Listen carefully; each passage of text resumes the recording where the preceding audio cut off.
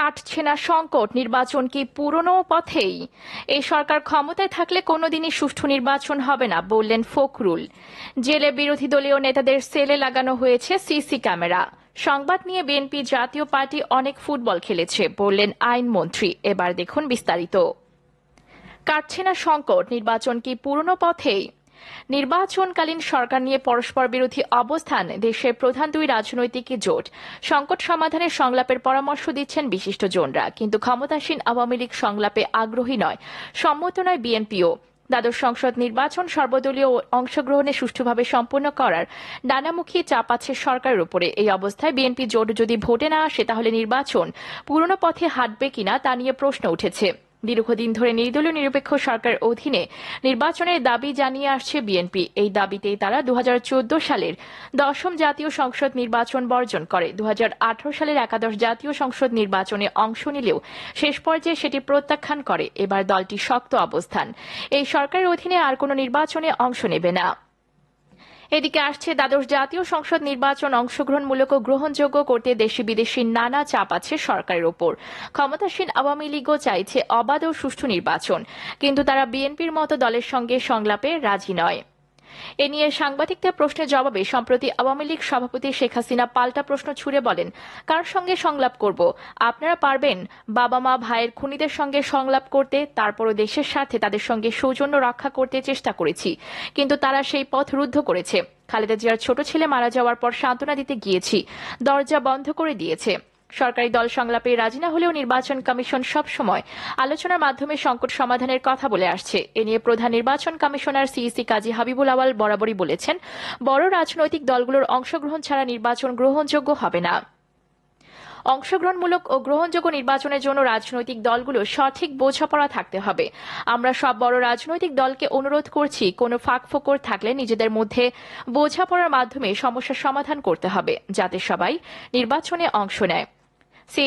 এই আহ্বানে পাশাপাশি সংকট সমাধানে বিএনপি ও সমমনা রাজনৈতিক দলগুলোকে আলোচনার আমন্ত্রণও জানান। বিএনপি সেই আমন্ত্রণ প্রত্যাখ্যান করেছে। এ নিয়ে বিএনপির মহাসচিব মির্জা ফখরুল ইসলাম আলমগীর বলেন, আমরা নির্বাচন কমিশনে কোনো আলোচনায় যাব না, কারণ নির্বাচনকালীন সরকার নিয়ে ফয়সালা না হওয়া পর্যন্ত নির্বাচন কমিশনের সঙ্গে আলোচনা করা অর্থহীন। দ্বাদশ জাতীয় সংসদ নির্বাচনের আর মাত্র 8 মাস বাকি, এর মধ্যে কোনো সুরাহার আলামত নেই রাজনৈতিক অঙ্গনে।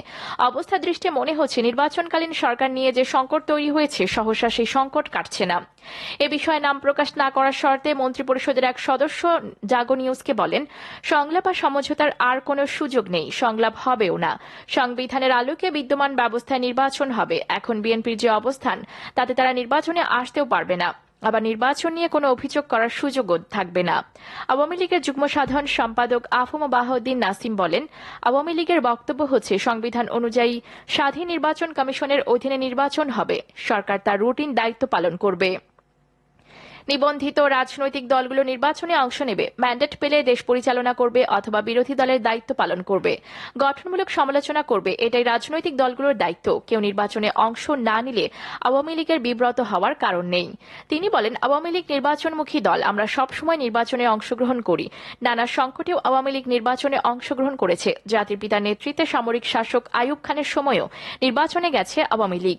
আশা করি বিএনপিও নির্বাচনে অংশ নেবে। একই সুর দলটির সাংগঠনিক সম্পাদক ও জাতীয় সংসদের হুইপ আবু সাইদ আল মাহমুদ স্বপনের।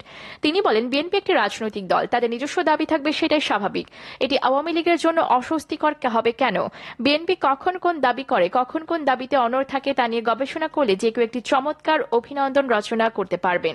তা নিয়ে একদিকে পিএইচডি পাওয়া সম্ভব, অন্যদিকে অভিসন্দর্ভটি বেশ পাঠকপ্রিয় হতে পারে। অপরদিকে এই সরকার ক্ষমতায় থাকলে কোনোদিনই সুষ্ঠু নির্বাচন হবে না বললেন ফখরুল। জনগণ, গোটা বিশ্ব বুঝে গেছে এই সরকার ক্ষমতায় থাকলে কোনোদিনই কোনো সুষ্ঠু অবাধ নির্বাচন হবে না, এমন মন্তব্য করেছেন বিএনপি মহাসচিব মির্জা ফখরুল ইসলাম আলমগীর। রাজধানীর শেরেবাংলা নগরে দলের নতুন কমিটির উদ্যোগে বিএনপি প্রতিষ্ঠাতা জিয়াউর রহমানের সমাধিতে ফুল দিয়ে শ্রদ্ধা নিবেদন শেষে তিনি এই মন্তব্য করেন। এবার জনগণ জেগে উঠেছে উল্লেখ করে মির্জা ফখরুল ইসলাম আলমগীর আরও বলেন, আমরা বিশ্বাস করি জনগণ আন্দোলনের মধ্য দিয়ে এদেরকে পরাজিত করবে এবং সত্যিকার অর্থে একটি রাষ্ট্র ব্যবস্থা প্রতিষ্ঠিত করবে। পরাজয়ের ভয়ে বিএনপি নির্বাচনে অংশ নেয় না, প্রধানমন্ত্রী শেখ হাসিনার এমন বক্তব্যের জবাবে বিএনপি মহাসচিব বলেন, আওয়ামী লীগ তো নির্বাচনে বিশ্বাস করে না, আওয়ামী লীগ গণতন্ত্রে বিশ্বাস করে না। মির্জা ফখরুল আরও অভিযোগ করে বলেন, আওয়ামী লীগ বিশেষ করে এই সরকার অত্যন্ত সচেতনভাবে গণতন্ত্রকে ধ্বংস করে তাদের পুরনো লক্ষ্য এক দলীয় শাসন বাকশাল ব্যবস্থা প্রতিষ্ঠা করতে চায়। তিনি আরও বলেন, সেই লক্ষ্যে 2014 সালে নির্বাচনকে প্রহসনে পরিণত করে সে কারণে জনগণ ভোট দিতে যায়নি। একইভাবে 2018 সালে নির্বাচনে আগের রাতে ভোট করে তারা জোর করে ক্ষমতায় বসে আছে, জনগণ সেখানে অংশগ্রহণ করেনি। এমনকি স্থানীয় সরকার নির্বাচনেও জনগণ অংশগ্রহণ করছে না তথা ভোট দিতে যাচ্ছে না। ফখরুল ইসলাম আলমগীর বলেন, জনগণ সেই নির্বাচনে অংশগ্রহণ করবে না, সেই কারণে আজকে আওয়ামী লীগ বিভিন্ন কথা বলে জনগণকে বিভ্রান্ত করতে চায়। বিএনপি মহাসচিব বলেন, পরিষ্কার করে বলে দিয়েছি কোন রকমের স্থানীয় সরকার নির্বাচনে আমরা যাচ্ছি না, বিশেষ করে সিটি কর্পোরেশন নির্বাচনে। যেখানে মেয়র নির্বাচন বা কাউন্সিলর নির্বাচন, সেখানে আমাদের দলের কোনো অংশগ্রহণ থাকবে না। একটি গণতান্ত্রিক ব্যবস্থা প্রবর্তনের জন্য এই সরকারের পদত্যাগের দাবিতে এবং তত্ত্বাবধায়ক সরকারের দাবিতে আন্দোলন যেন সফল করতে পারে, স্বেচ্ছাসেবক দল যেখানে যেন তাদের বলিষ্ঠ ভূমিকা রাখতে পারে, সে ব্যাপারে আশাবাদী তিনি। ফখরুল ইসলাম বলেন, ভোলাতে আব্দুর রহিমের আত্মত্যাগ যেন বৃথা না যায়। অপরদিকে জেলে বিরোধী দলীয় নেতাদের সেলে লাগানো হয়েছে সিসি ক্যামেরা। জেলখানায় নির্যাতনের নতুন মাত্রা যোগ হয়েছে উল্লেখ করে বিএনপির সিনিয়র যুগ্ম মহাসচিব রুহুল কবির রিজভী অভিযোগ করে বলেছেন, বিরোধী দলের নেতাদের সেলে লাগানো হয়েছে সিসি ক্যামেরা। দুপুরে ঢাকা রিপোর্টার্স ইউনিটিতে সাবেক মন্ত্রী ও বিএনপির সাবেক ভাইস চেয়ারম্যান অধ্যাপক এম এ মান্নানের প্রথম মৃত্যুবার্ষিকী উপলক্ষে স্মরণসভায় একথা বলেন তিনি। বিএনপি নেতা রিজভী আরও বলেন, যদি কেউ আমাদের সঙ্গে দেখা করতে আসে, তার স্থান হয় কাশিমপুর কারাগার। শুধু প্রধানমন্ত্রীকে খুশি করতে এবং প্রমোশনের আশায় অতিলোভী কারা কর্মকর্তারা এগুলো করছেন। প্রধানমন্ত্রী ক্ষমতায় টিকে থাকতে বিদেশিদের সঙ্গে দেন দরবার করতে গেছেন, এমন মন্তব্য করেন বিএনপির এই জ্যেষ্ঠ নেতা। রুহুল কবির রিজভী আরও বলেন, তিনি দেশের সম্পদ বিক্রি করে আবারও ক্ষমতায় থাকতে চান, দেশের মানুষ তা মেনে নেবে না। তিনি বলেন, প্রধানমন্ত্রী মুখে গণতন্ত্রের কথা বলে ডিজিটাল আইন সহ বিভিন্ন কালাকানুন করে বাক স্বাধীনতাকে আটকে রেখেছেন। স্মরণসভার আয়োজন করে অধ্যাপক এম এ মান্নান স্মৃতি পরিষদ। সভার সঞ্চালনা করেন গাজীপুর জেলা বিএনপি সদস্য সচিব শওকত হোসেন সরকার। মুক্তিযোদ্ধা নাজিম উদ্দিনের সভাপতিত্বে বক্তব্য রাখেন বিএনপি ঢাকা বিভাগীয় সাংগঠনিক সম্পাদক আব্দুস সালাম আজাদ সহ সাংগঠনিক সম্পাদক বেনশির আহমেদ টিটু, কেন্দ্রীয় নেতা ওমর ফারুক শাফিন, ঢাকা সাংবাদিক ইউনিয়নের নেতা রাশেদুল হক প্রমুখ। অপরদিকে সংবিধান নিয়ে বিএনপি জাতীয় পার্টি অনেক ফুটবল খেলেছে বললেন আইনমন্ত্রী আনিসুল হক। বিএনপি মহাসচিব মির্জা ফখরুল ইসলাম আলমগীরের বক্তব্যের সমালোচনা করে বলেছেন, বঙ্গবন্ধু রেখে যাওয়া বাংলাদেশ সংবিধান নিয়ে বিএনপি ও জাতীয় পার্টি স্বৈরাচার আমলে অনেক ফুটবল খেলেছেন। সুতরাং আগামী জাতীয় সংসদ নির্বাচন সংবিধান অনুযায়ী নিরপেক্ষ নির্বাচন কমিশনের অধীনে অনুষ্ঠিত হবে। শনিবার সকালে আখাউড়া উপজেলা আওয়ামী লীগের মত বিনিময় সভায় সাংবাদিকদের প্রশ্নের জবাবে আইনমন্ত্রী আনিসুল হক এমন মন্তব্য করেছেন। আনিসুল হক বলেন, আগামী সংসদ নির্বাচন নিরপেক্ষ নির্বাচন কমিশনের অধীনে হবে।